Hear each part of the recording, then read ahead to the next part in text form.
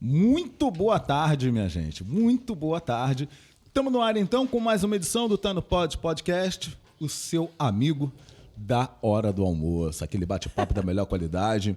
Você acompanha aqui com a gente. Hoje, infelizmente, não temos a minha companheira Luana Marrara, porém eu convoquei 2 soldados para me acompanhar nessa peleja. Sim. Do meu lado, do canal... do canal Independente na Identidade, eu tenho Renato Souza, meu querido. Por favor, dê as suas credenciais, por gentileza, meu querido. Com certeza, um prazer estar aqui. Boa tarde a todos que nos acompanham. Enfim, estou muito honrado de estar aqui nesse bate-papo hoje, falar um pouquinho, né, lá do Independente na Identidade para a galera acompanhar. O @Independente na Identidade em todas as redes. No YouTube, no Instagram, enfim. É um trabalho que eu faço lá em prol da mocidade, né? Uma homenagem à escola. E aí a gente brinca, né, com essa linguagem atual das redes, memes, enfim, enquetes. A gente vai lá dessa forma mais dinâmica, falando sobre mocidade, né? Sobre esse período todo do carnaval, que não é só no mês de fevereiro. Exatamente, carnaval disso, o né? ano inteiro. É Isso toda aí. uma cadeia cultural, toda uma cadeia produtiva, enfim, né? Exatamente. É Nosso isso aí. trabalho lá é esse. E quem quiser acompanhar... É só procurar o @Independente na Identidade. Estamos em todas as redes. Exatamente, todas as redes, todas as plataformas. Isso aí. Enfim, né? Isso aí. E o outro soldado que eu convoquei para acompanhar aqui nessa peleja de hoje é o nosso Rodrigo Ramos, agitador cultural lá da Zona Oeste. Também faz parte do Samba Bangu. Isso aí, uma boa tarde, é um prazer estar aqui. Primeiramente, deixar claro aqui que eu sou um grande fã do Independente da Identidade, que eu curto sempre lá. É um prazer estar aqui, a convite aí do nosso querido Léo Pérez, para estar nessa tarde aí maravilhosa, podendo falar um pouquinho mais do samba, da cultura aí na Zona Oeste. Tá bom. Luana Marrara, um grande beijo para você, onde quer que você esteja, tá bom? Espero que a senhora volte logo. Bom, é uma invasão verde e branco que está acontecendo aqui, né, minha gente? A estrela guia da Zona Oeste, muito bem representada, todos nós torcedores. Nós vamos trocar aquela ideia, fazer aquele bate-papo com um camarada que eu considero hoje o griot da Zona Oeste. Sim, senhor, o griot da Zona Oeste. Obrigado. Ninguém menos do que o mestre Tiãozinho da Mocidade. Por favor, uma salva de palmas, porque o homem merece, por tudo o que ele representa e por todos os serviços prestados em prol da cultura da Zona Oeste. Muito boa tarde, mestre. Boa tarde, Rodrigos. Boa tarde, Renato. Boa tarde ao nosso querido público, né, que está nos assistindo. É uma honra estar aqui, ser lembrado. Sabe, a gente faz o samba, é uma coisa muito simples, muito humilde. E não espera essas reverências todas. Eu estou muito feliz com tudo isso que está acontecendo comigo, por estar fazendo uma coisa que eu gosto, que é samba. E está tendo esse retorno de vocês. Parabéns aí pelo programa, parabéns aos amigos que a gente está encontrando. Renato, Rodrigo, o outro Renato também, que a gente já tocou junto. Enfim, todos vocês que estão empenhados, não só parabéns e agradecimentos por mim, mas pelo samba, que eu acho que é uma coisa que eu gosto muito e que tem me feito muito bem, e eu acho que faz bem a muita gente. Que samba ele tem um poder de cura, né, rapaz? Ele ajuda a alma da gente. E o samba que se faz em Padre Miguel é um samba abençoado. Então, eu estou muito feliz com esse momento. E parabéns a todos vocês. Sempre começamos aqui o nosso bate-papo com aquele papo sobre a infância, né? Eu queria que o senhor falasse um pouco sobre a sua vida antes da música. Eu acho que a música vem na frente. Na minha infância. Na verdade, então conta essa história pra gente, por minha favor. mãe falou que o dia que eu ia nascer, ela teve uma vontade de cantar danada, sabe? Ela tinha muita vontade de cantar, e com isso, aí eu via nascer às 6 horas da noite, né? E nesse dia minha mãe teve esse manifesto de musical, sabe? Quer dizer, eu já nasci gostando de música, desde garotinho. Eu nasci num berço, rapaz, que era a capital musical daqui da Zona Oeste. A Vila Vintém, por conta de ter aqui na região um atrativo de mão de obra, que era a Fábrica Bangu, o Primeiro Exército e a Fábrica de Realengo. E isso dava trabalho a muita gente.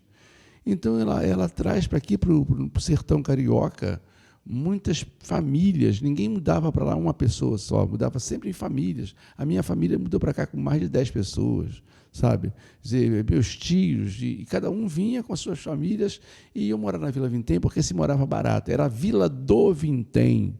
Era um senhor chamado Senhor Augusto, que morava onde hoje é a Castelo Branco, que enxergou que do lado da linha era um lugar de charco, eram terras realengas, sem valor real.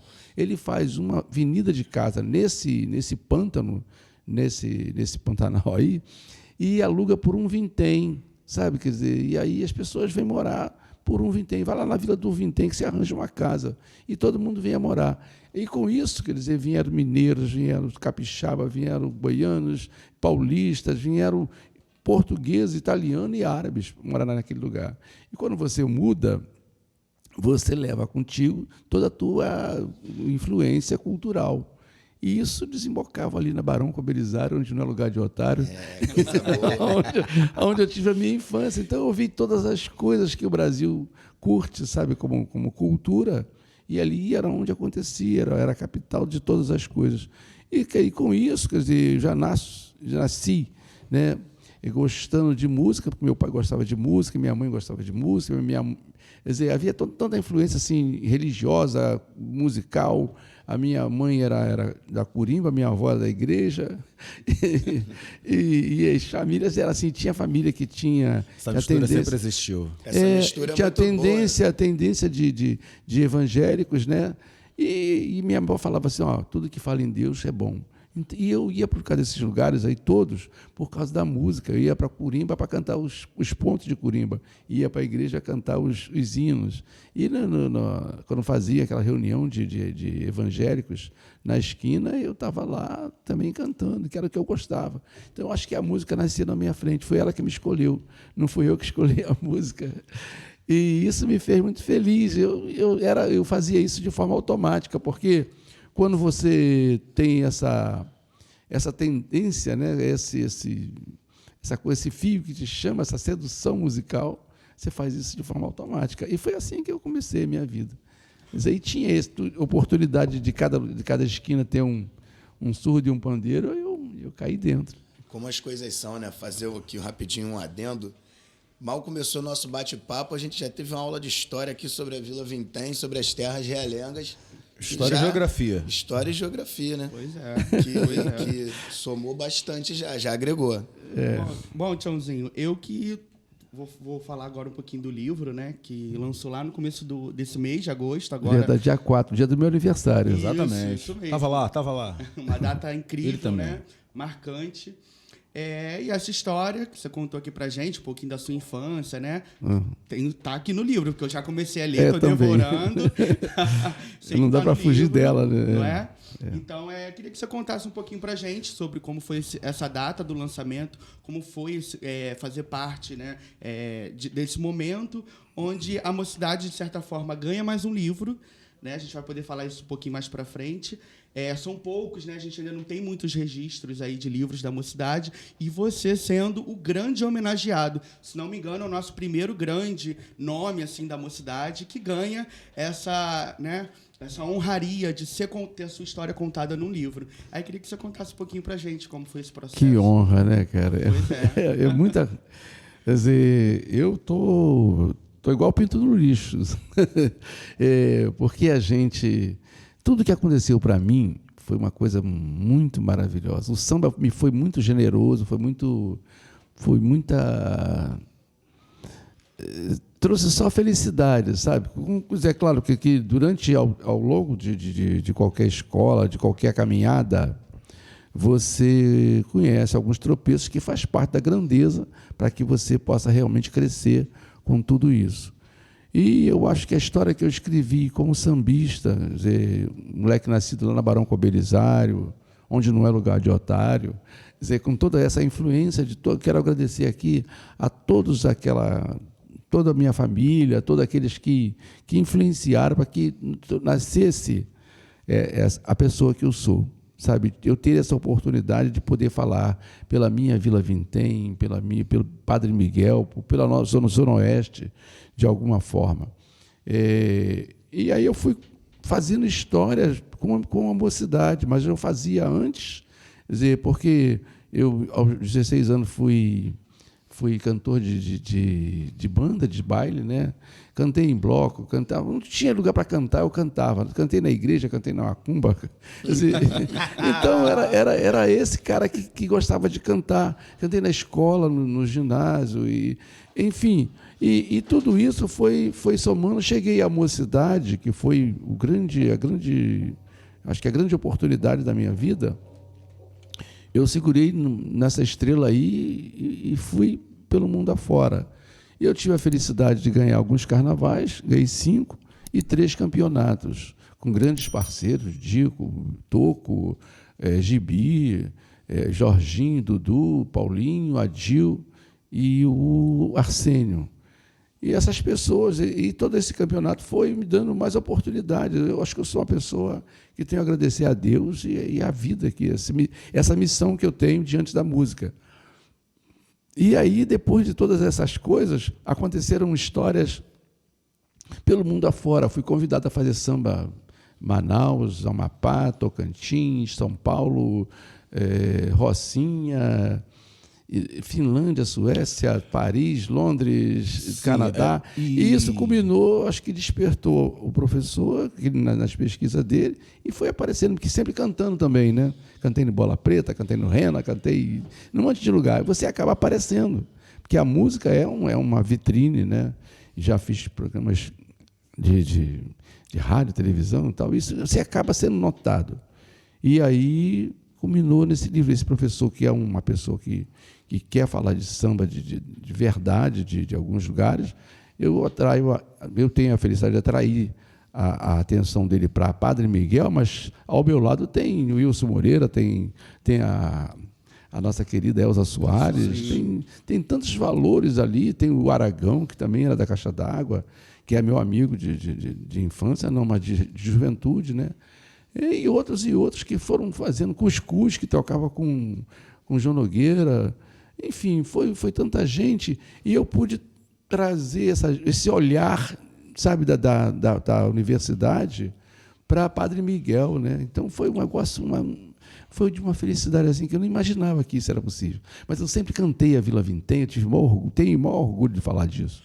Cantar Padre Miguel, Vila Vintém, coisas que alguém tinha até a resistência, mas o senhor trouxe a sua verdade, o seu trabalho para o meio acadêmico. Eu queria saber agora o seguinte: como é que o senhor, a partir de que momento que o senhor incorporou o nome Mocidade no seu nome artístico, né? Meu nome, na verdade, é Neuso Sebastião de Amorim Tavares. O meu primeiro nome é Neuso, por causa de uma forma romântica, de um tempo, isso também está no livro. Sim. Então, era o Tiãozinho dentro da favela, minha avó me chamava, que era Sebastiana, me chamava de Bastião. Bastião virou Tiãozinho, que é mais fácil falar Tião do que Neuso. É verdade. E é um nome mais comum, né? E aí esse Tiãozinho chega na mocidade, que samba cabia Tiãozinho, não Neuso. Isso foi que ano, mais ou menos? Eu com 16 anos já frequentava a mocidade. Era o teu padrinho do teu irmão, né, me chamava de Neuso, porque a gente trabalhava junto no serviço, é Neuso. Mas no samba era Neuso. Tiãozinho, os amigos que me conheciam da Vintém chamavam de Tiãozinho. Eu falei, Tiãozinho cai bem. E foi numa época que surgia Martim da Vila, Jorginho do Império, meus camaradas. E eu falei, eu sou da mocidade, vou ter que botar um nome que... Aí eu pedi licença, fiz uma carta, pedi licença ao presidente da época, que era o Osman Pereira Leite, em 74, por aí.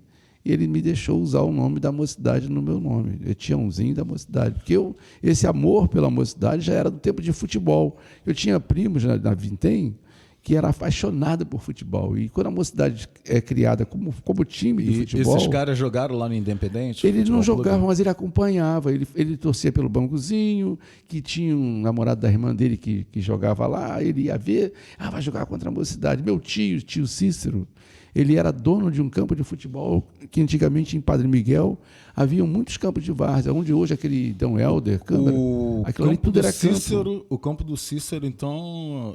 Cícero Pepe. Tem um parentesco ali também com o senhor, é isso? É meu tio, ele é irmão da minha avó. Eu era. Isso é uma aula de geografia, gente. Estou vivendo uma aula de geografia. Total, né?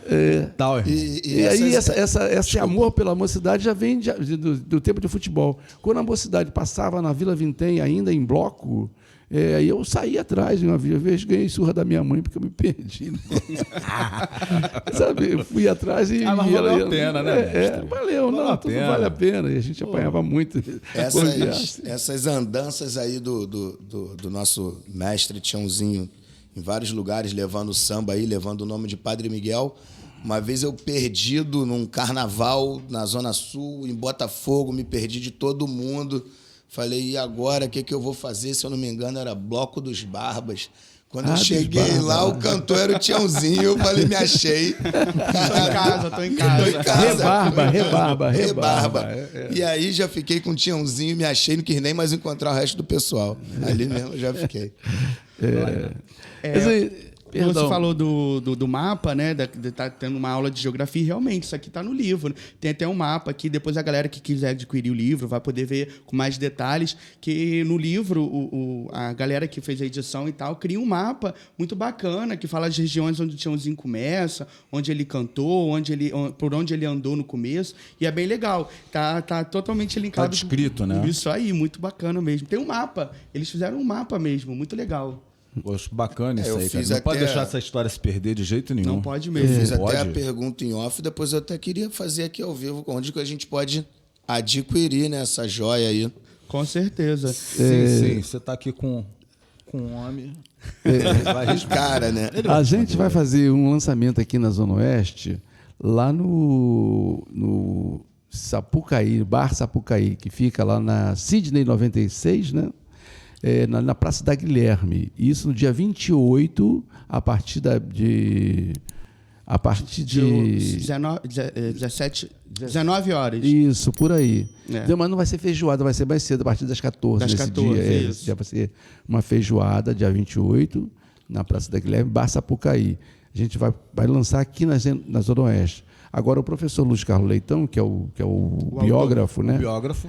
Ele já está acelerando para ver se coloca em livrarias, e você pode conseguir também na UERJ, com certeza. Sim, o UERJ. Nós já tivemos o prazer de receber o mestre Tiãozinho lá no Samba Bangu e a galera reclama até hoje de cãibra na mão que o couro comeu, né? Quase de 2 horas. Quer brincar direito, né? Samba Bangu, lisonjeado com a sua presença lá. Obrigado, mestre. Eu também gostei muito da rapaziada. Renato. Mestre, você Te respondi, Renato? Respondeu, claro. Tá. Mestre, você falou um pouquinho aqui nesse começo de conversa, alguns dos seus parceiros, né, de samba e tal. E assim, como que era o toco, assim?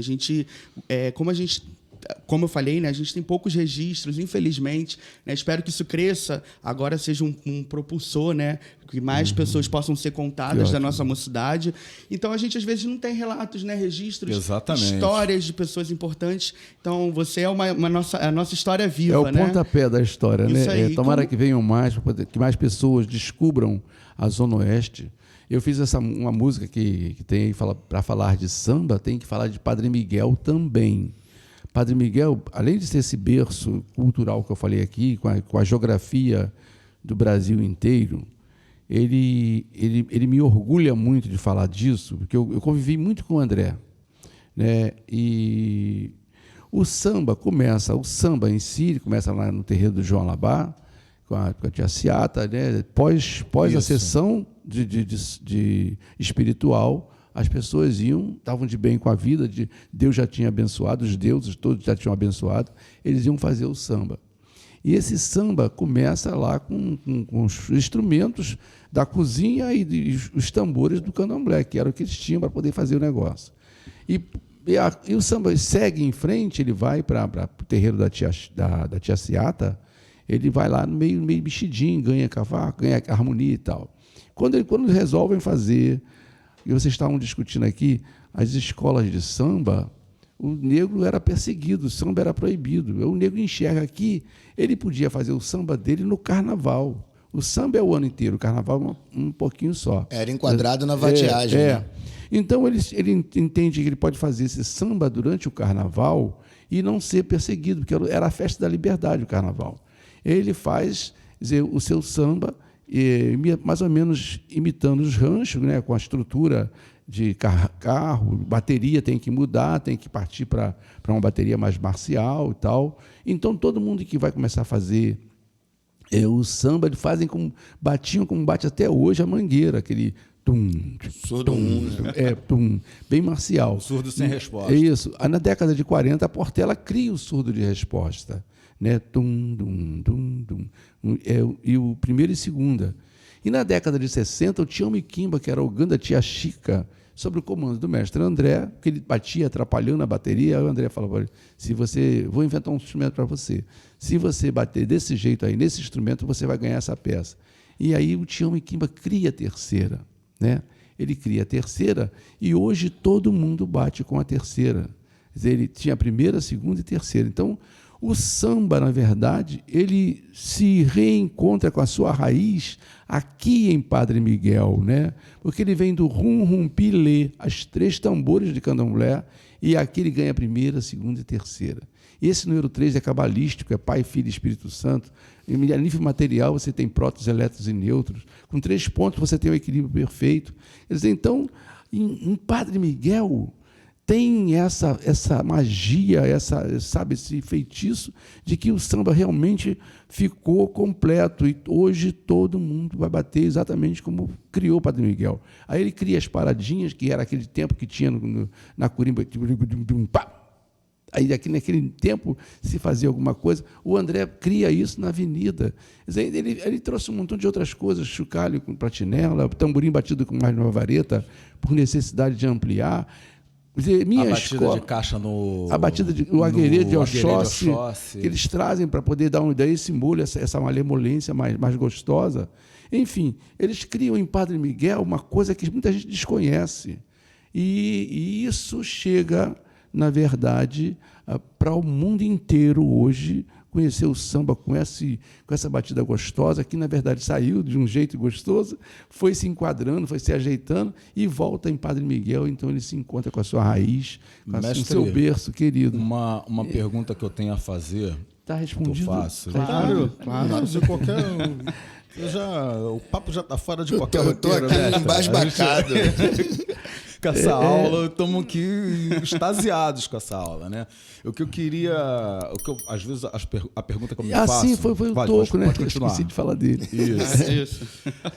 O senhor falou aí sobre a criação dos instrumentos, né? Eu queria entender o seguinte: como é que mestre André chegou à conclusão, a questão da afinação dos surdos de mocidade, que a afinação ela é invertida?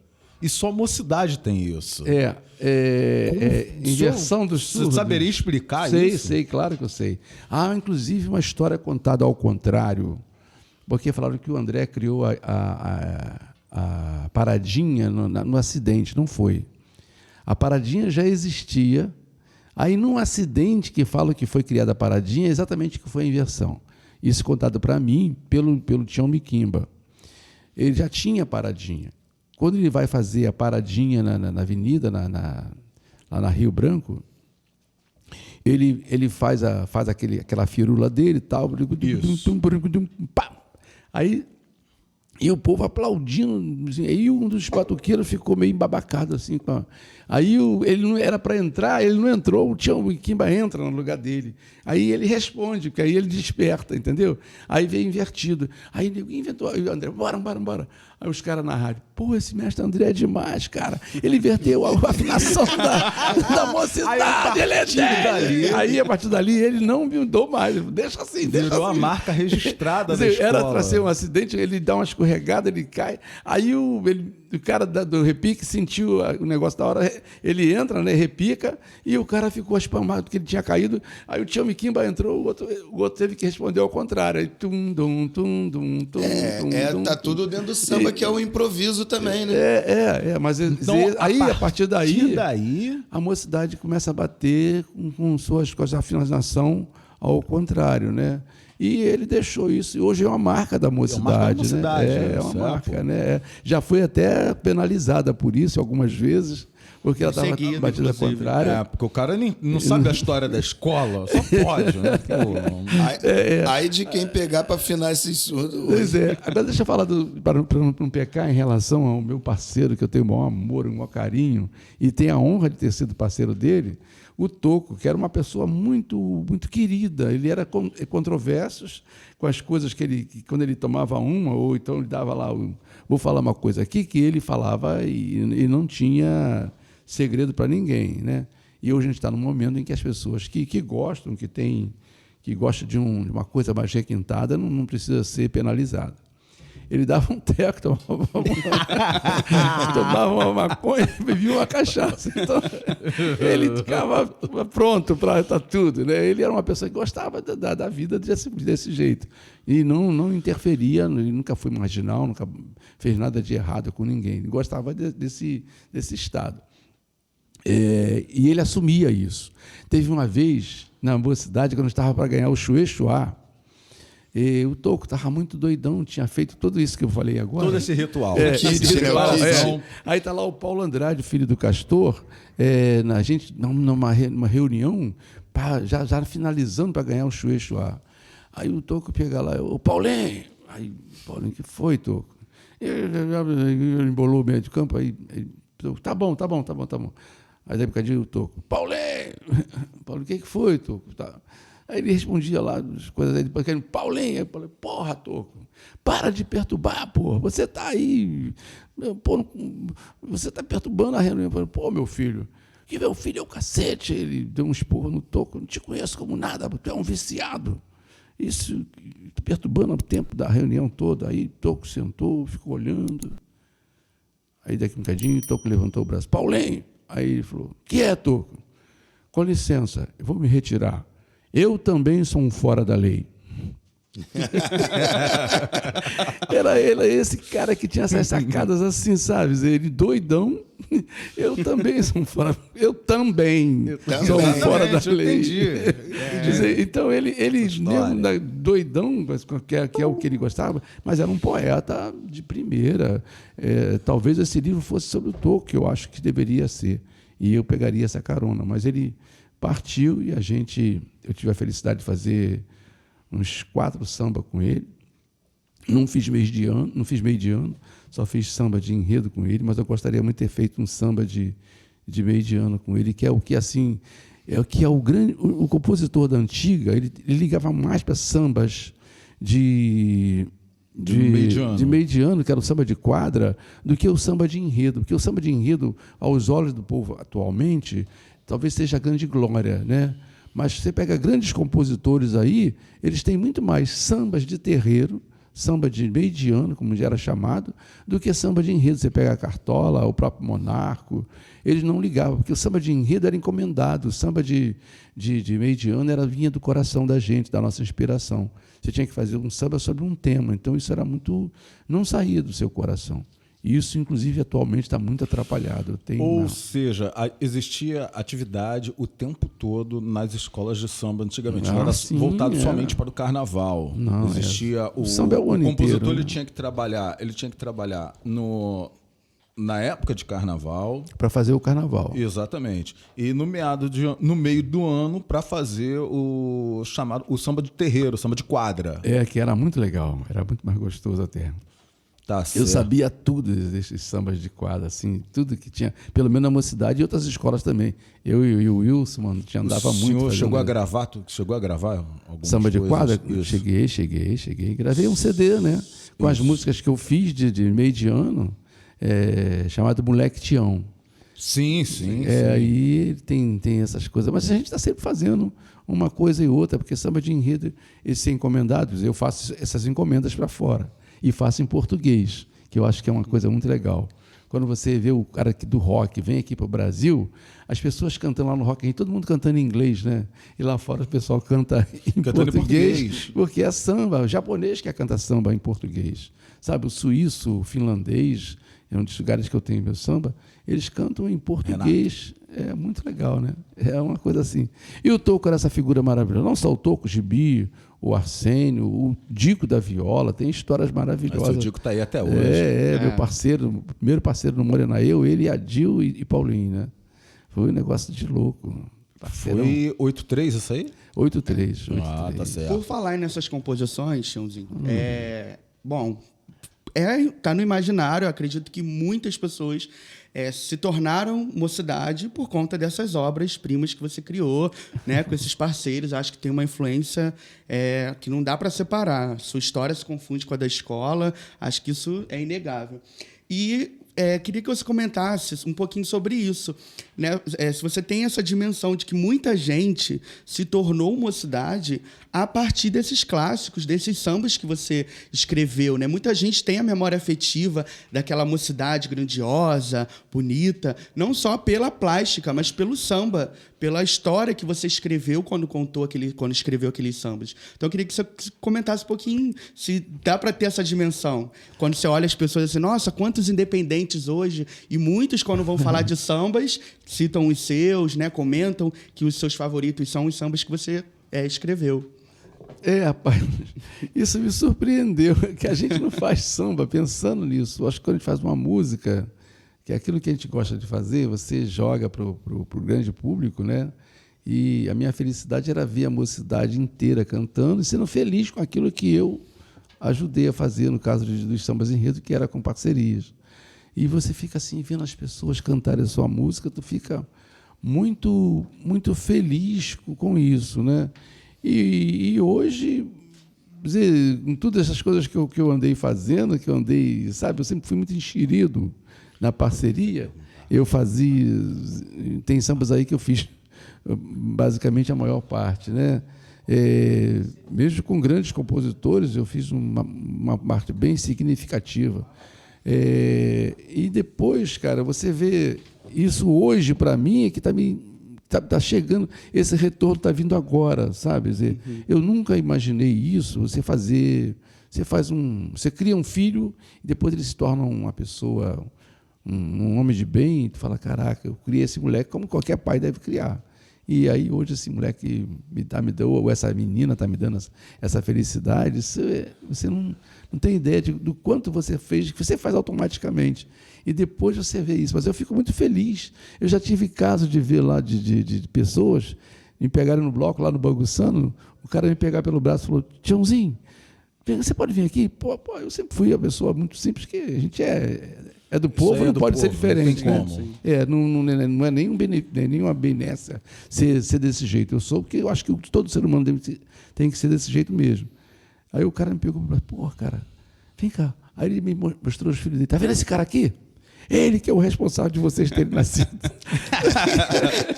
Que eu e sua mãe, quando ele cantava, a gente ia lá para o meio da quadra e tal. Aí eu comecei a namorar tua mãe, que ela gostava da mesma música que eu gostava, e vocês estão aqui por causa esse cara.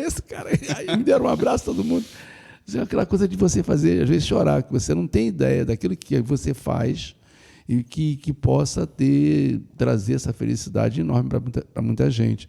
Eu acho que quem teve também a mesma sensação e não sabia, eu não tenho noção disso, foi o André. Quando o André era muito meu amigo, a gente andava para todo lugar que...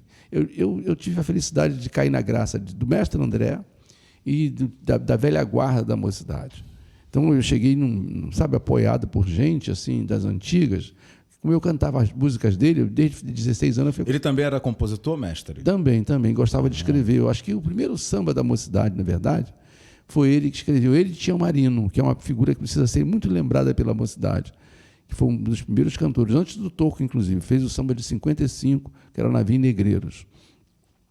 O André fez o primeiro samba que falava assim, minha gente, acaba de chegar, o independente saudando o povo do lugar, Não é marra, não é bafo de boca. O independente chegou, deixando a moçada com água na boca.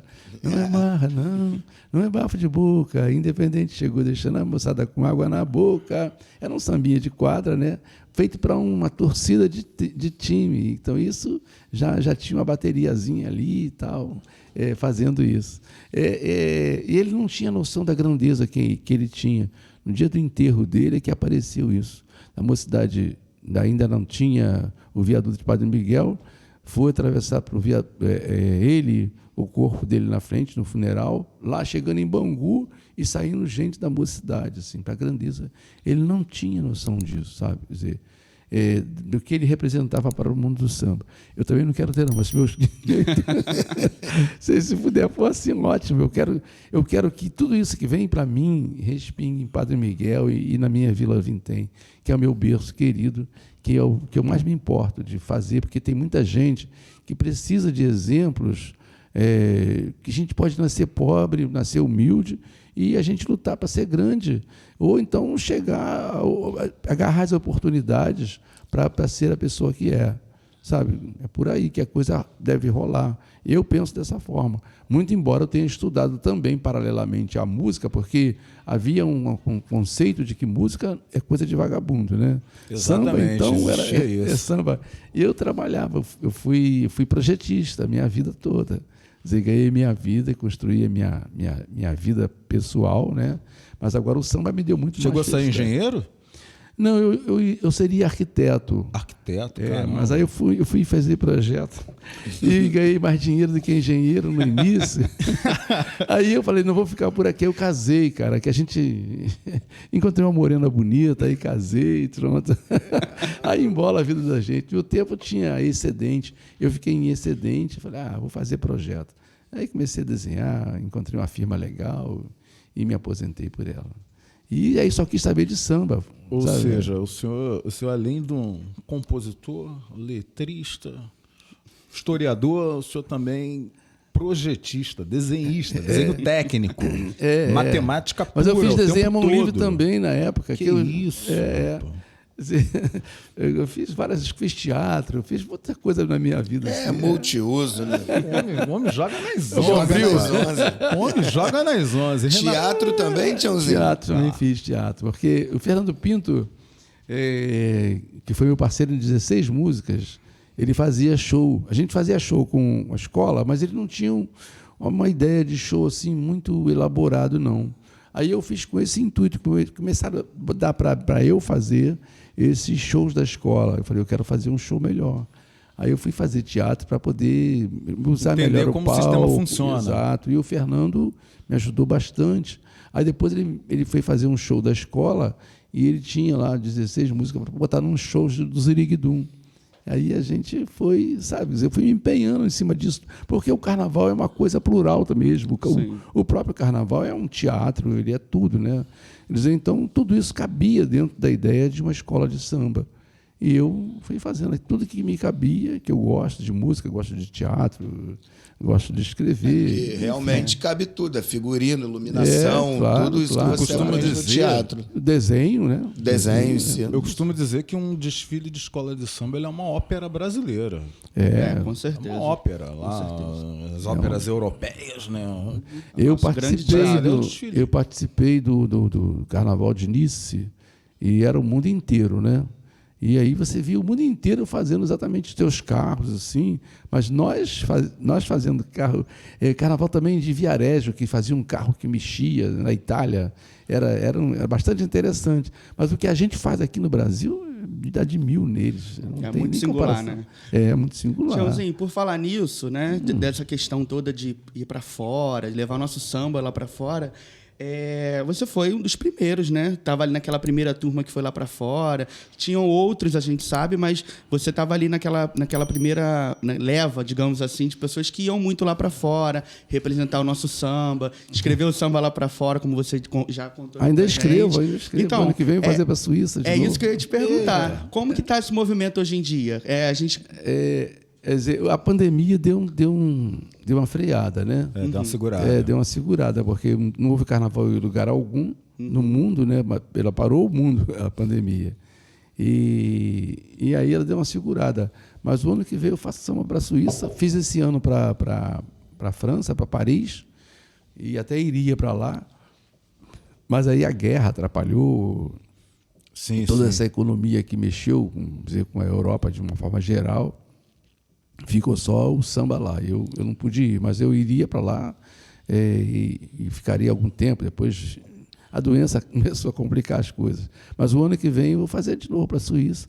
Tudo em português? Tudo em português. Então, isso aí que eu ia até pedir, até para deixar mais claro para mim e para quem está ouvindo a gente. Os caras lá desfilam cantando em português e fazem uma reprodução dos carros alegóricos e tudo mais, assim, numa avenida?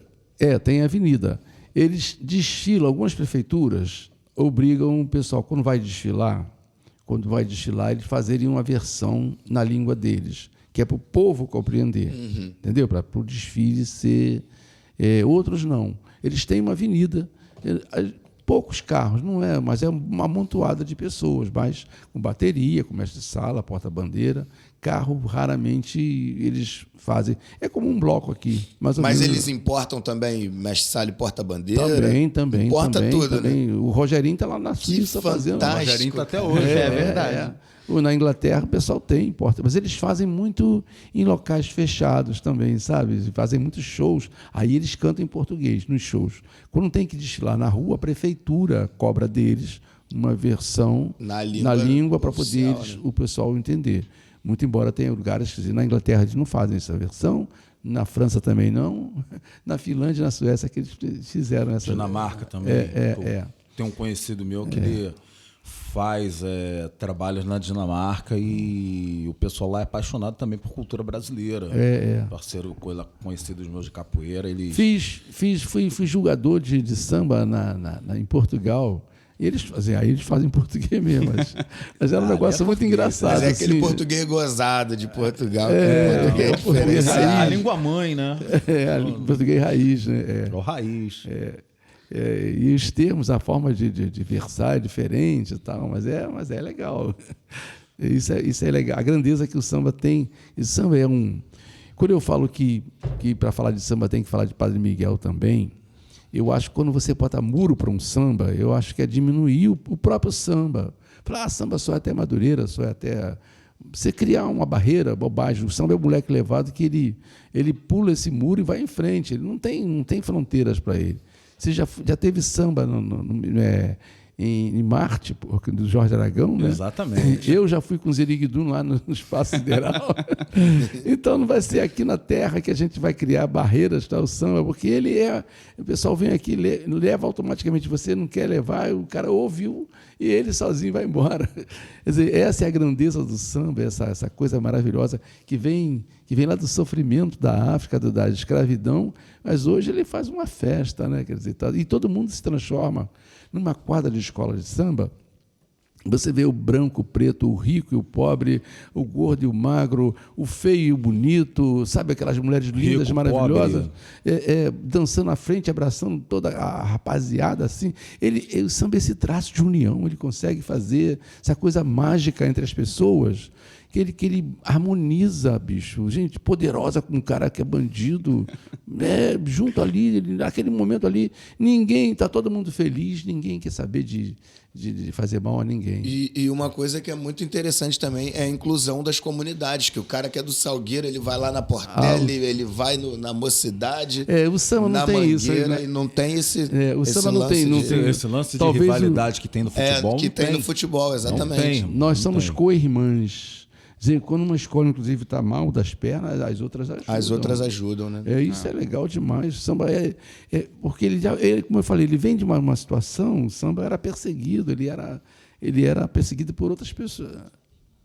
Então, você faz isso de uma forma muito exemplar, né, bicho? Para você mostrar que ser feliz é possível para a sociedade como um todo, né? Uma vez que o samba hoje é do mundo. Bom, Joãozinho, eu tenho uma pergunta aqui que não queria entrar muito em polêmica, não, mas acho que não dá para também ter você Não aqui no fugir programa disso. e não fugir disso. A gente está falando de um grande compositor, então a gente tem que falar sobre esse cenário atual de composição, né, que a gente tem hoje em dia nas escolas de samba, né? Então, eu queria que você comentasse pra gente. A gente sabe das polêmicas aí, a gente não precisa entrar nesses pormenores, mas o que você acha aí desse modelo? Você concorda? Você como compositor, se você ainda toparia estar hoje compondo nesse estilo? Enfim, comenta aí pra gente mais ou menos o que você acha do cenário atual de composição. Eu acho que eu tive essa felicidade de ter alguns sambas na escola, e hoje você está me entrevistando, ter um livro, sem orgulho nenhum, mas com muita consciência. O que eu fiz gerou tudo isso aqui. As pessoas estão maltratando o samba. Para mim, embora eu não sou dono da verdade, o que eu vou dizer aqui é minha verdade, tá? Sim. Cada um faz o que quiser. Eu acho que há um perigo muito grande quando você, para fazer um samba, junta 13, 15 pessoas, de 3 até... Já fiz samba sozinho, já fiz samba com 2, já fiz samba com 3. E aí, quando faz com 4, já complica. Teve parceria com 4 que um não fez. Entendeu? Então, quando tem mais de 4, não é só por causa de ter feito ou não ter feito, de ser o pai da criança ou não ser o pai da criança. É que a gente está levando para o samba uma outra filosofia que pode acabar com o samba. Assim como acabaram com o rock, que era de coisa de negro e hoje é coisa de branco, sabe? Ele começou com a alegrada lá nos campos de algodão e tal, e hoje ninguém fala que o rock é coisa de negro, sabe? O samba hoje, as escolas são muito mais escola de carnaval do que escola de samba. Eles estão muito mais preocupados com o carnaval, com aquele espetáculo que se faz lá, mas estão esquecendo da essência disso, que é um samba. Enquanto não tiver um crioulo batucando, outro cantando, não acontece samba. E aí botaram numa forma lá, fizeram Minha Casa Minha Vida, todos os sambas que estão iguaizinho, cara. Com a mesma receitinha de bolo. Receita para todo mundo, e o cara se acha o dono da cocada preta, como se diz aí. Só que isso, eu não estou querendo ser contra ninguém, cada um faça do seu jeito. Eu não entro nesse momento aí. Eu fico triste porque eu acho que isso pode levar o samba à derrota do samba. Talvez os blocos estão resgatando isso, o carnaval de rua está sendo resgatado, as escolas de samba podem acabar aqui no Brasil por conta disso, porque ficou, sabe, porque o samba, a sua essência, não existia mais samba. Você é capaz de lembrar de um samba de 62, vejam essa maravilha de cenário, mas você não lembra do samba campeão do ano passado. Isso é um problema muito grande, porque o que eu memória observo... não tem mais, né? Eu observo que as pessoas só querem ouvir o que está na mídia. As pessoas só querem ouvir o que está na mídia, entendeu? Só querem por exemplo, um bloco vai se apresentar, aí começa a cantar os sambas das escolas de samba em si. Quando tu vê, o pessoal só quer cantar Explode Coração... hoje o dia da alegria. Pô, tem muito samba para ser ouvido. Tem muita história para ser contada. Uhum. E a história que está se perdendo por essa repetição o tempo todo. Não acho legal. Mas porque não tem mais coisas que são feitas de coração que ficam na memória das pessoas. E aí o cara é obrigado a repetir sambas que ficaram lá para trás, que são lindos, né? Sim, quer dizer, talvez se o cara fizesse com um pouco mais de coração, em vez de fazer aquela receita de bolo, que é tudo igualzinho, ele talvez alcançasse isso, sem desmerecer algumas obras que foram. Tem gente que faz samba que não sabe nem onde é a escola. A escola já teve coisa desse jeito, gente que nunca nem veio na mocidade e ganhou samba na escola. Sabe? Gente que vem, só desfilou um ano porque quer ganhar aquele samba e depois vai embora para outra, faz em 10 escolas, cara. O mesmo compositor faz em 10 escolas. É como se fosse um jogador jogando em vários times, sabe? O mesmo jogador naquela mesma posição, jogando em vários times. Quando vai jogar o time que ele está contra o outro que ele também está, como é que fica isso? Hoje em dia tem até escritório, né? Escritório para escrever samba. O cara é campeão de uma escola e canta samba na outra. No primeiro grupo, eu fiz samba para a Rocinha, mas a Rocinha era outro grupo que não da mocidade. Eu estava lá dando uma força para eles e acabei tendo um destaque legal. Mas a gente fazia isso com essa consciência. Não tem mais isso. Infelizmente, não tem mais. Mas eu acho que o samba está caminhando, a gente tem que tomar cuidado, sabe? Cada um faz do jeito que quiser, tá aqui, repito isso. Mas ele tem que tomar cuidado para que a gente não acabe com essa coisa gostosa que é o que a gente ama, que é o samba. E eu tenho essa preocupação, sabe? Esse último carnaval teve gente que ganhou samba em 3 escolas aí. A gente ganha mais. A gente ganha mais. Porque dá dinheiro, hoje dá muito dinheiro. Eu não tenho dinheiro. A questão da grana envolvida. Eu não tenho muito dinheiro. Eu ganhei algum dinheiro com samba, sim, mas não a ponto do que está dando hoje. Né? Sim. Acho que é 500 mil por aí. Você gasta 300, talvez. Aí tem 200 para dividir para 15. E aí dá um pouquinho de dinheiro para cada um. Eu acho que as pessoas pensassem, gostaria que as pessoas pensassem mais nessa expressão cultural que leva o nome do Brasil, que é importante para o mundo inteiro. E que nos dá orgulho de ter histórias como essa. Eu acho que o grande problema dessa situação hoje é que cada escola, né, tem uma maneira de escrever, tem uma maneira de fazer, tem a sua verdade. Eu acho que a Liga está unificar isso tudo e fazer uma coisa só. Acho que a Liga também está deixando a coisa rolar dessa forma. Não sei quem está ganhando, quem deixa de ganhar, ou quem está dirigindo ou quem deixa de dirigir. Mas eles estão deixando isso acontecer. Eles têm consciência disso. Só a Liga podia mudar esse tipo de coisa. Muita gente que faz isso gostaria de fazer diferente. Muita gente que está nesse processo fala, pô, não tem mais jeito, tem que ser assim, senão a gente não ganha. Exatamente. Tá? Então, eu acho que gostaria de fazer diferente também. Mas a Liga é obrigada. Já teve casos na Mocidade de gente que fez desse jeito anteriormente e foi expulso da escola. Hoje, essa coisa está aí desse jeito, entendeu? É um negócio meio estranho, né? Tá certo, então. Gente, tá bom demais isso aqui, né? Uma aula de geografia, aula de atualidade, aula de comportamento, enfim, né? Mas tudo que é bom dura pouco. Que pena. Uma pena mesmo. Estamos encerrando por aqui, gente. Lamentavelmente, estamos encerrando por aqui esse bate-papo com o nosso Tiãozinho da Mocidade. Eu espero que esse seja o primeiro de muitos. Eu gostaria que cada um da mesa aqui se despedisse. Me chama que eu vou, hein? Vamos lá, Rodrigão. O livro está aí, quem quiser ver, quem quiser comprar. Sim. O livro do nosso mestre Tiãozinho da Mocidade já está aí. Já está na pista. Eu fui lá buscar o meu. Foi uma festa linda. Foi uma festa maravilhosa. Linda. Participação de vários baluartes do samba. É né? Verdade, meus amigos. Estiveram lá, seu Noca, seu Aloysio Machado. Isso. Aí, né? Tá aí, Tiãozinho da Mocidade e os Bambas de Padre Miguel, Luiz Ricardo Leitão. Renato, fala um pouquinho. Dia 28 a gente vai estar trabalho. lançando lá em Padre Miguel, tá na Praça de Guilherme da Silveira, no Barça Sapucaí. No Barça Sapucaí. Um dos pontes atuais, né, da região. Aproveitando o ensejo aí, toda primeira sexta do mês, Samba Bangu tá lá no Sapucaí. Tiãozinho super convidado para ir fazer aquele setzinho maneiro lá com a gente. Obrigado pelo convite, meu irmão. Estarei Tá sim. certo.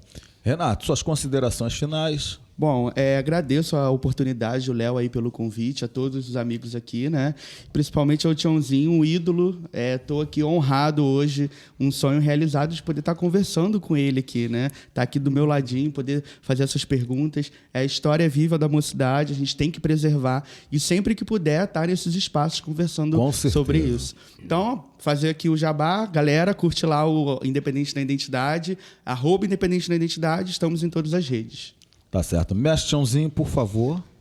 Muito honrado de estar nesse momento junto com a rapaziada aqui, com os Rodrigos e o Renato.